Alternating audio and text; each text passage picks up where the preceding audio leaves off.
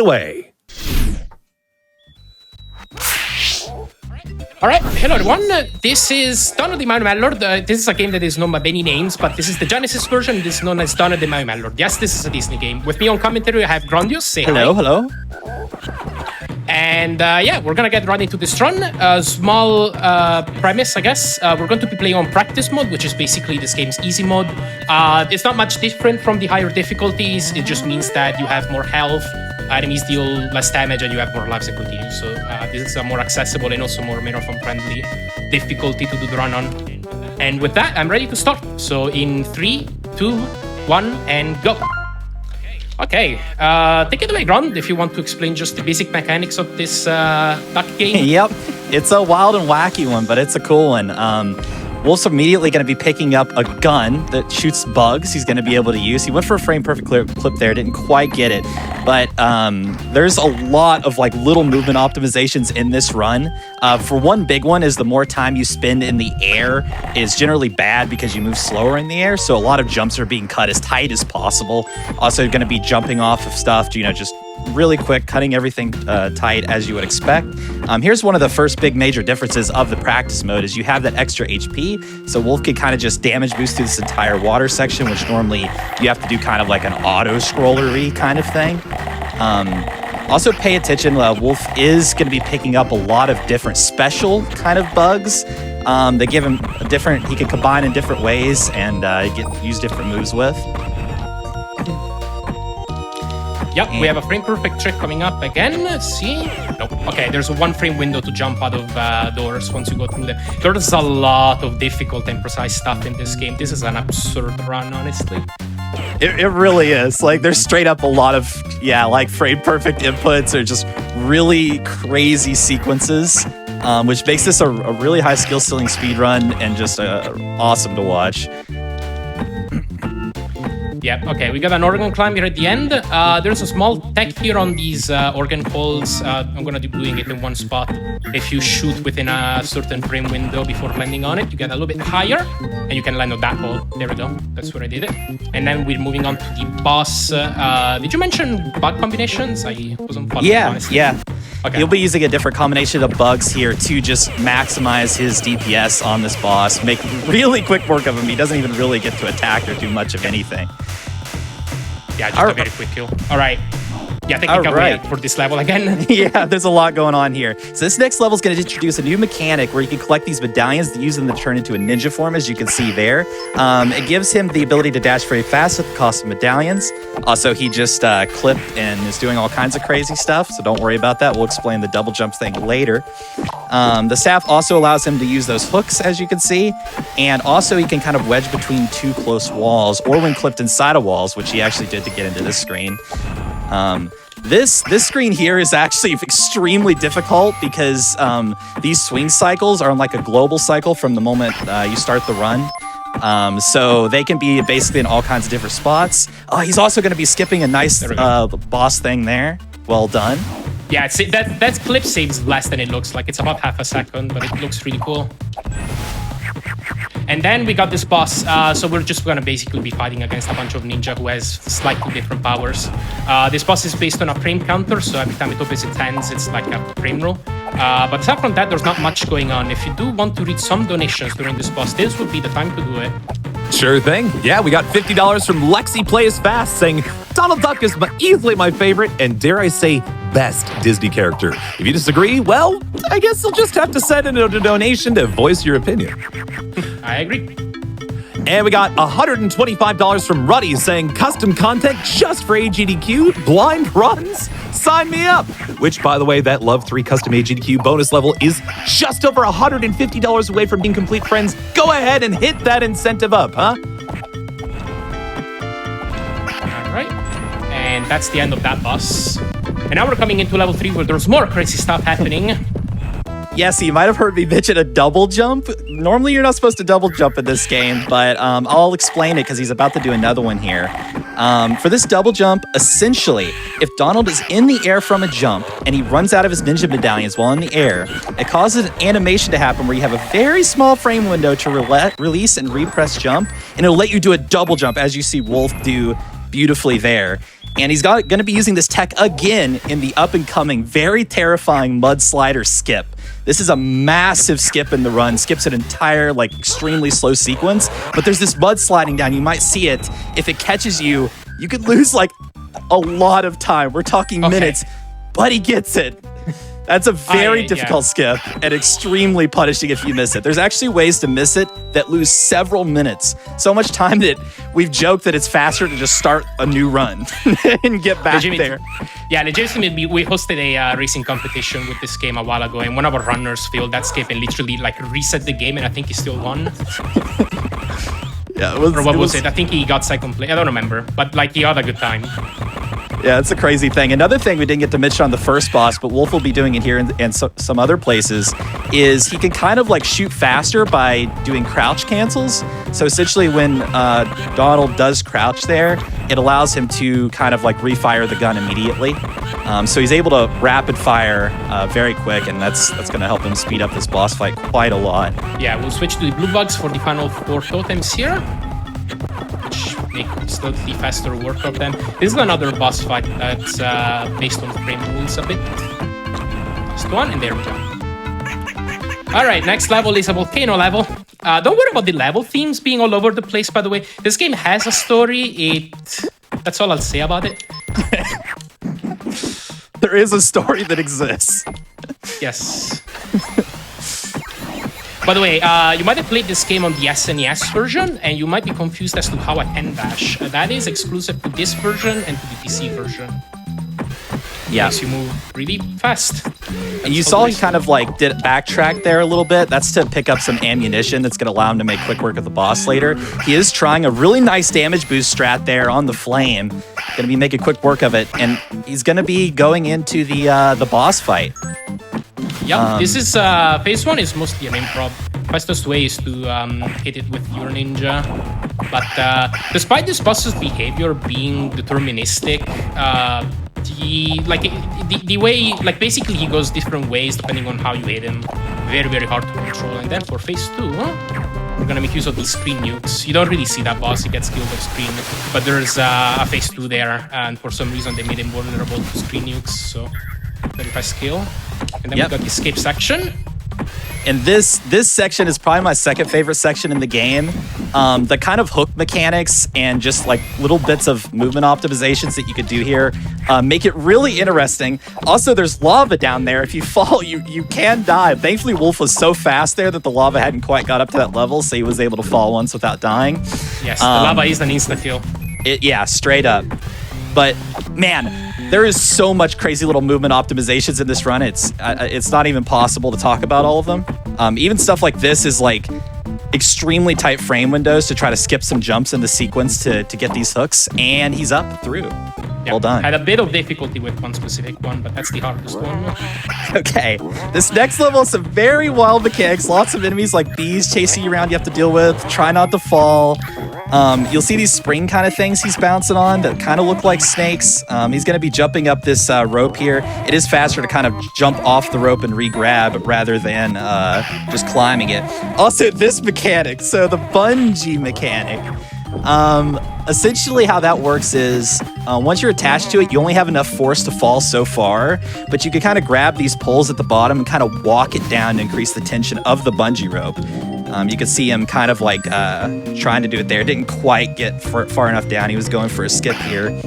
But yeah, the cycle barely didn't get it. Yeah, so he had to walk that down just enough to increase the tension so he bounced back up really high. And those are those like little bouncing snake-looking things. And we got one final skip here at the end. You're supposed to do one more bungee jumping section, but we can do this instead. I get it. Oh boy, get up in there. Okay. Yeah, I can take a few tries. Now this section's just fun for the whole family. You got the bungee thing going the whole time. You got bees chasing you. You got everybody out to get you. It's a wild little section with a lot of movement, just trying to bounce over the stuff as quickly as possible. There is a clip coming up too that Wolf's going to be attempting here. Yes, step left right before touching the ceiling in the alcove. Very nice. Yeah, nice little screen nuke there to just kind of clear everything out. Yeah, we're gonna have another one. There's a lot of annoying mosquitoes if you don't use the screen nukes otherwise. Fun fact, the task can skip a lot of this section. There's like a ridiculously precise clip you can do to just basically immediately get your rope to max tension. Absolutely. Like 25 seconds. The task of this game is awesome too. It's definitely worth checking out if you think this looks interesting. Anyways, he's going into the frog boss. Now this thing, it is something. Wolf, you see that bomb that just missed? Yeah. Even though it looked like it went right through him. So as it turns out, funny enough, there's an extremely small square. And that's the only spot you can actually shoot the bombs into the frog's mouth. Like, this is actually the intended strat, if you can believe it. I mean, not doing it this quickly, but it's actually intendedly designed that way. It's a ridiculously small hitbox. Yeah. Could have been a lot worse, though. Okay, this is one of my favorite levels. Very, very technical, though. Okay, clip immediately. Yeah, and a big thing you'll see is he's shooting his gun to propel himself through the water. It's a very unique kind of style of swimming. I'm not sure if I had seen personally in a game There's before. a heart rate coming up here. Yeah, really tough clip. Let's see if he gets it. Okay. Nice. Yeah, as the ship starts to tear away, he's able to kind of clip out of bounds right before you die, because normally you die in that situation. Also, this clip is kind of funny. Oh my goodness. Okay, he gets through. That clip's funny because it's not really a clip. There's just straight up no ground there. You could just jump through. Another precise clip coming up. You can see him position himself really precisely there to use the gun to be able to clip through there. Oh my goodness. Okay. Now, he will be picking up this bomb bug here in a moment. And the reason for that will be very apparent once we get to the boss fight. It's a very important part.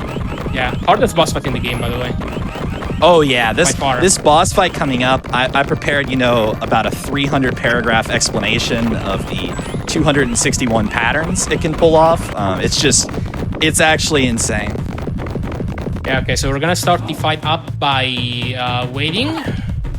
Yeah. Need him in a good spot. Good waiting, good waiting. And okay. Okay, GG. Yep. Good fight. No, he's super weak to bombs. It just straight up one-shots him. Yeah. So that's why we picked this up. It is a very hard boss casually, but they made him very, very weak to bombs for whatever reason. So there you go. Yep. In my opinion, the coolest level. Yeah, fun fact, the overall theme for this level was literally inspired by a book cover for a reissue of a Lovecraft book. I'm not kidding. One of the developers literally saw that and was like, oh, this could make a fun stage. Yep. And this stage, it kind of combines everything you've learned so far. And you got the eye in the back, of course, judging your every mistake. Fun fact, by the way, did you know ducks can close one eye and put half their brain to sleep? There you go. Oh, there's the duck fact. Yeah, had to get one in there. But no, you'll be seeing Wolf kind of make use of all these different mechanics. It's really cool. The dash, you got the wedge. He's going to be taking damage boosts. He's going to use the hooks in a lot of different ways to try to skip some movement. It was a double frame perfect turnaround damage boost he could go for. But now we are into the climb. This is the big auto scroller skip. So these little flames, you probably didn't even see it because Wolf's zooming so fast. They're trying to grab this thing that's important to you. It's like a soul or something. And, storyline and something. Yeah, there's a story. Yeah, there is a story. And they're trying to get it. But basically, you could just go so fast that you just kind of despawn everything. And they can't really steal it if everything's despawn. And, at the top here, there's kind of you're supposed to have to get the thing up there through a whole auto-scroller. But, yeah, they kind of just left the in trigger for the level there. And now he's into the final boss, which... It's just pits. They're literally, if you fall, you just instantly die. There's just pits everywhere. It's a very brutal final boss. And the whole thing with this is going to be Wolf kind of managing his ammo to deal a bunch of damage boost through, smack him with the stick a few times, and kind of get this first cycle out of the way. For some reason, if you do the left side and then the right side, you get some extra spawns of the ammunition there. So he's going to be making use of that to get a bunch of bullets here. You see 20 bullets of this combo, and going to be just blasting through this boss. Yes. Okay, there we go. That did get the kill at the end. It avoids technically having to finish him up with the staff. And then we're on to the final phase. It's pretty quick. You just have to hit him with the staff 6 times per 3 cycles, and then we'll have the end of the run. Okay. I have all hits of my combo, so I can just do this. If I can hit the last one. Okay, second cycle. It's actually a hard kill. Yeah, pretty hard to do. Probably. Very hard boss. There we go. Okay, time coming up on the fade out. And time. There we go. That felt like a pretty good run. It was deathless, right? I think. Yeah. Yeah, that was an awesome run. You got all the skips and everything, too. The clips. Fantastic, man. This is about as good as I could have hoped for it to go. All right, this is a ridiculous run. It really is. Yeah, very happy with this. All right, let's do a few final shoutouts, I guess, and then we'll hand it off to GDQ. So I have a checklist just so I won't forget anyone. So first of all, Duty and R57 Shell, who made a non-completed task of this game. Actually, it was all D levels, but it wasn't like optimized. And when I started running this game, there was no RTA attempt of at least like this version of the game. So like that task was what I based off of, like a lot of these strategies that we all go for today. So that was very nice. Shoutouts to Kirtor and Jestuma, who were 2 people who spontaneously run the game on their own without me having to convince anyone. Everyone who ran the game, because I hosted an event earlier, like last year, and I got a lot of other people to try this game out. Very, very happy with the leaderboard final having 11 people. Thank you, Grondious, for being on commentary, and a special shout out to Max Nasikan. I hope I'm pronouncing that vaguely correctly, but a few years ago, they basically contacted a lot of the original developers for this game and like made some massive interviews going over like the development history and a lot of like inspirations for stuff. So absolutely shout outs to them. Like before those interviews, there wasn't like that much info on this game around. So that was really nice. Okay, that's it. Thank you for watching. I will be on Lion King right after.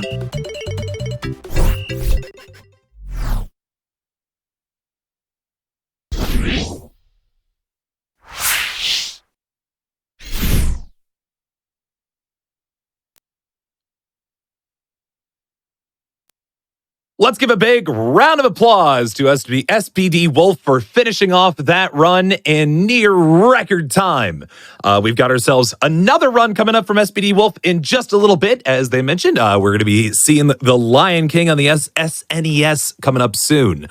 Before we do that, though, here's some extra donations. Just want to say, by the way, friends, you nailed it. You crushed that goal to get that Love 3 Custom AGDQ bonus level done. Well done there.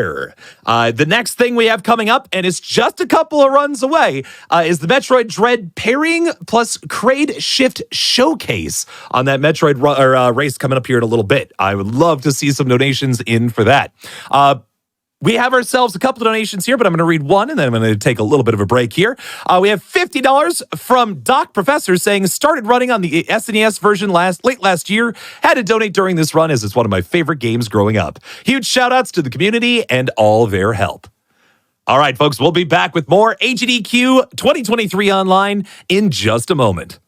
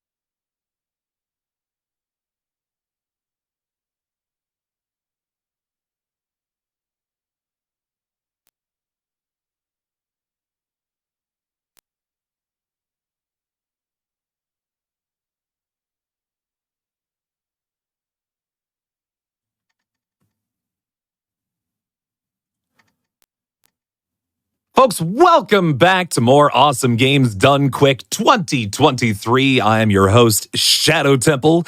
We've got ourselves a lot of awesome runs coming up here in just a few minutes. But before we hit any more fantastic speedruns, we've actually got ourselves a little bit of a prize showcase. You know, you've been donating, you've had all these opportunities to hit incentives and things, but let's see what sort of things that you can pick up with your donations. Let's go ahead and take a look at what we got. Hello, everyone. My name is Frozen Flygon, and I'm so happy to be here with you all at Awesome Games Done Quick 2023. It is finale day. We have passed $1.5 million for the Prevent Cancer Foundation, and we need to keep that momentum rolling as we get towards the final speedruns of the marathon. So we only have, one more day. You got to make sure you get your donations in now to be entered and to win all of the fabulous prizes I'm going to show you. I just want to let you know right off the bat, we have some incredible day prizes. You want to get your $50 in now to be entered to win every single thing that I'm going to talk about. We have a variety of candles that have been donated throughout the marathon. I'll start with this awesome Blue Bomber Mega Man inspired candle tin given to us by Fandemonium. $5 minimum donation. So we've got the Mega Man hat here, and then it's a gorgeous blue candle. I absolutely love the wax scent of this one. $5 minimum donation. Make sure you get that in before the beginning of the pedestrian. We also have this adorable Stone Kirby prop donated to us by Flux Tide Designs. Stone Kirby, made famous by Down Special in Super Smash Bros., one of our favorite Kirby power-ups. I love this prop so much. Thank you so much, Flux Tide Designs, for getting that to us. We have a variety of perlers that I would love to showcase, including some from the run that we just saw, Donald and Maui Mallard. We have, of course, we have Donald and we have Maddie. Sorry, a $10 minimum donation will get you into both of these lovely perlers, of course, given to us by Pearl Pop. Their style is so fantastic. And I want to move into another set of perlers we have for a game coming up, The Lion King. We have Timon and Pumbaa. Lion King is one of my favorite Disney movies, and that speedrun is coming up so soon. So get $10 in to be entered in to win these perlers. Going back to Mega Man, we have a lot of representation from Mega Man Legends. We have this adorable Mega Man Surf plush. I just love its expression. This is given to us by Fangamer. Thank you so much, Fangamer, one of the sponsors for this event. $10 minimum donation for this little friend. And we also have one of my favorite prizes given to us this event is the Mega Man X Metal Cart. So this is an actual working cartridge of Mega Man X put into steel and aluminum, given to us by K-Form Inc. and Billet Geeks. $25 minimum donation. The blue here is so striking. It's fantastic how you made this into, it's a working cart. You can play the game on it, but also it is such a thing that you can show off if you're a huge Mega Man X fan. Continuing with Mega Man stuff, more Mega Man Legends. We have this Tron Bon statue from The Great Jug and Cute Monster Props. Cute Monster Props has provided so many amazing prizes throughout this entire event, and this is no exception. Got Tron Bon with their great expression, and the surf bots are trying their best here to stay afloat. $25 minimum donation for any huge Mega Man Legends fan. You gotta have this. All right, we've had so many amazing Zelda runs throughout the marathon, and of course we have Zelda prizes to go along with them. So we have this Zelda painting from Caroline Design here. Her expression is just so beautiful. $15 minimum donation for this. I'm, of course, a huge Zelda fan. I love all of the fan art that people do of Zelda, so this can be yours for $15 minimum donation. Earlier on in the event, we had the Blinks the Time Sweeper run, and one of the prizes related to that, we have the 3D printed TS1000 replica for Blinks the Time Sweeper. It is absolutely fantastic. You can see the detail. You've got the clock, you've got everything. It comes with its own stand, so you can prop it up in your home. $20 minimum donation. Thank you so much, Thread Speaker, for making that and sending it out to us. All right, now I'm going to get into our day prizes. $50 minimum donation for all 3 of them. Get them in before the finale, but you might as well get it in right now and put it towards some of our incredible incentives like our bonus game of A Link to the Past. So first and foremost, from the team over at Running with Speed, we have 2 posters, talking about the docuseries that's all about speed running, narrated by Summoning Salt. I have this one poster here, and then this second one features, classic moments from games done quick and other speed, and it has, there's a lot of different moments on here. You can recognize them. You got the blindfolded punch-out run. You got Uyama yelling 3 million. It is just so fantastic. And these posters are not all that comes along with this. We actually have a signed NES from a variety of people that are involved in the Running with Speed documentary, including Mike Uyama, Author Blues, some other amazing people that have signed this. I think this is something that you will never, there's no other way that you'll be able to get this prize. $50 minimum donation, and this NES can be yours along with the posters. Thank you so much to the Running with Speed team for sending that out to us. All right, another prize that's been sitting next to me. We have Happy Mother Day chainmail. Same as just wishing Mother Brain, happy Mother Day. So first, this is made out of all chainmail. All of the chains are just linked together to form this, pixel art in a way. And it's an iconic scene from Super Metroid. $50 minimum donation. The Chain Nerd sent this out to us, and this work is just so unbelievable. Thank you so much for sending that to us. And our last day prize, $50, or no, my bad. It's actually $100 for this miniature, because you'll see why. It is absolutely stunning. You have the little horses here, you have the Link, the trees, the character, just everything involved in this. You look at this and you're just like, it feels like you are just looking at a screenshot from Breath of the Wild, but made out of paper. It has its own wooden stand. This is just It is absolutely stunning. Sky Bergson does an amazing job with all of these miniatures. $100 minimum donation. Just get that in right now. You can put it towards all of the amazing incentives we have available. Keep our donation total rising as we want to keep the momentum up, because all these speedruns have been so fantastic, and I can't believe it's the last day. But of course, that also means it's the last day to make sure you've gotten $200 in for our 3 grand prizes. We've talked about them so much because they're all amazing. We have from David Heroic Replicas, the Hylian Shield and Choice of Replica.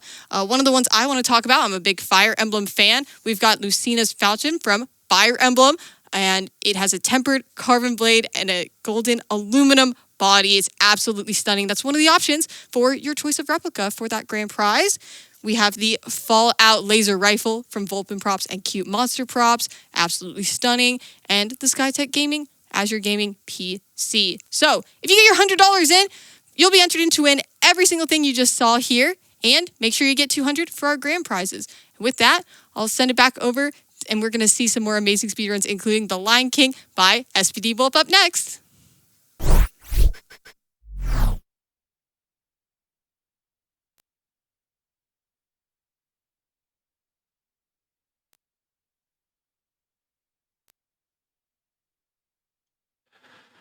My goodness, those prizes. I always have to keep an eye on that whenever I'm at the desk here, because I'm so worried that I'm just going to donate all my money to make sure that I am the one who wins all the prizes.